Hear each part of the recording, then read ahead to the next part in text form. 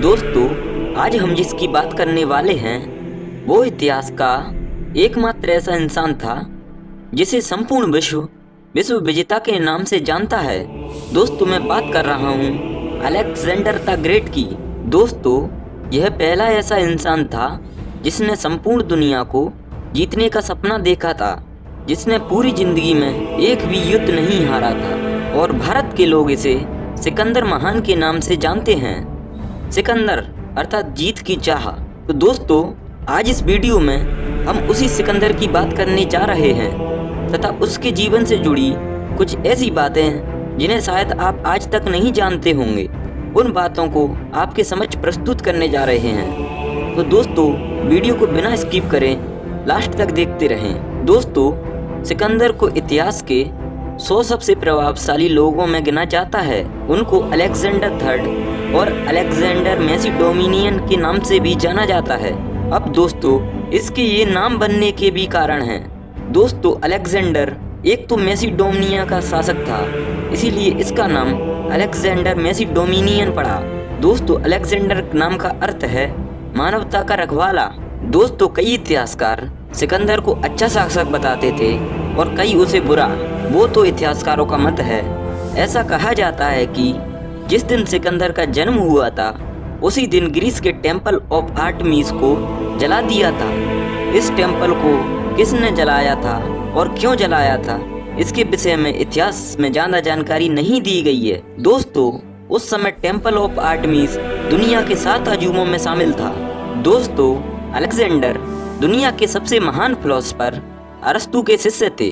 Alexander को 13 वर्ष की उम्र में ही उनके पिता फिलिप ने अरस्तु के पास शिक्षा ग्रहण करने हेतु भेज दिया था तथा अरस्तु ने जो शिक्षा सिकंदर को दी थी उसी के बदले ही या गुरु दक्षिणा स्वरूप सिकंदर के पिता फिलिप ने अरस्तु के लिए स्ट्रेचरा शहर में अरस्तु के होम टाउन को फिर से बनवाया, जिसे कई साल पहले फिलिप ने ही एक युद्ध के दौरान नष्ट कर दिया था। दोस्तों, अरस्तु ने अलेक्जेंडर को 3 साल तक पढ़ाया और जैसे ही वह 16 साल का हुआ तो उसी समय सिकंदर के पिता की हत्या कर दी गई, जिसके चलते मैसिडोनिया में डर का माहौल बन गया। तो इन सब चीज़ों को ठीक करने के लिए अलेक्जेंडर ने अपने राज्य का सिंहासन संभाला और राजगद्दी पर बैठा। दोस्तों, अरस्तु ने अलेक्जेंडर को कई तरह की शिक्षाएं दी, जैसे कि फिलोसफी, रिलीजियन, लॉजिक, मोरल्स आदि। दोस्तों, अलेक्जेंडर राज करने लगा मैसिडोनिया पर।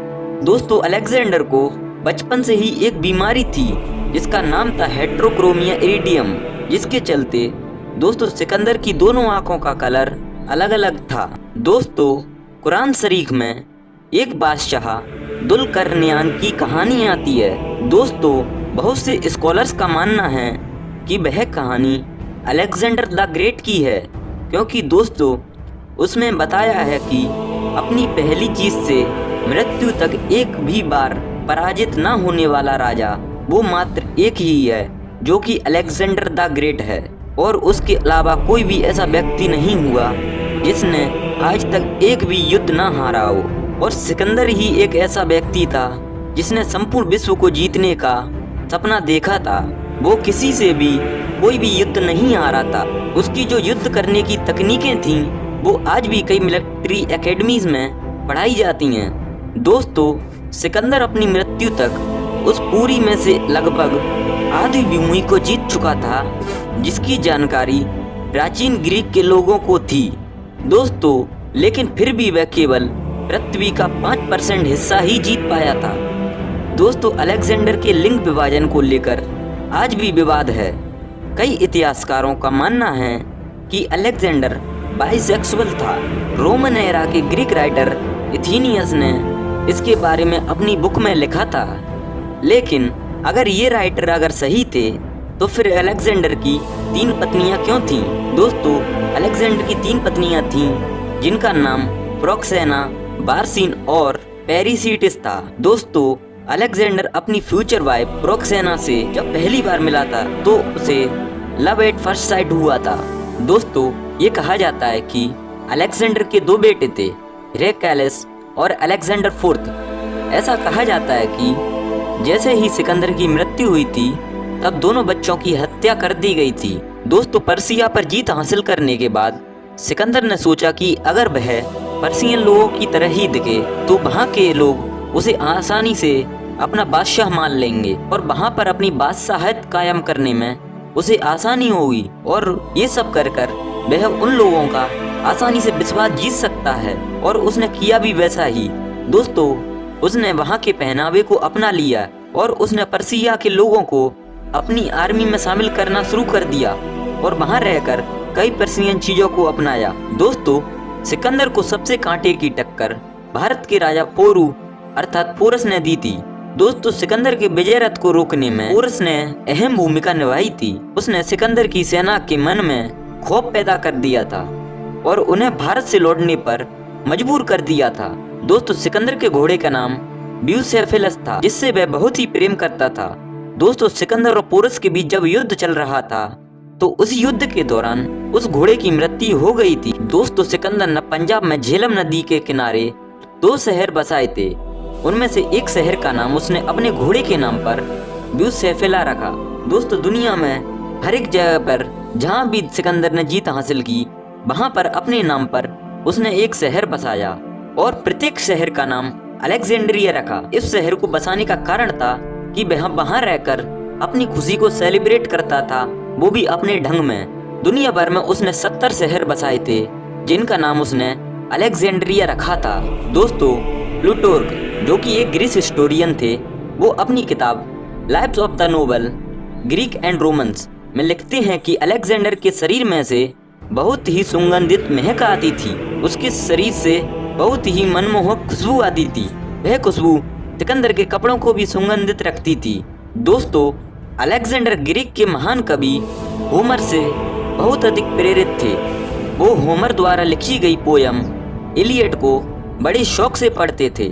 उसे वह किताब उसके गुरु अरस्तु ने दी थी। अलेक्जेंडर उसे हर रोज पढ़ता था। दोस्तों, 323 बीसी में अलेक्जेंडर की मृत्यु बेबीलोन में हुई थी, उसी शहर में जिसे वह अपनी राजधानी बनाना चाहता था। दोस्तों, अलेक्जेंडर की मृत्यु दुनिया की सबसे बड़ी मिस्ट्रीज में से एक है। उसने महज 32 साल की उम्र में दुनिया को अलविदा कह दिया था। उसकी मृत्यु कैसे हुई इस बारे में कोई भी नहीं जानता।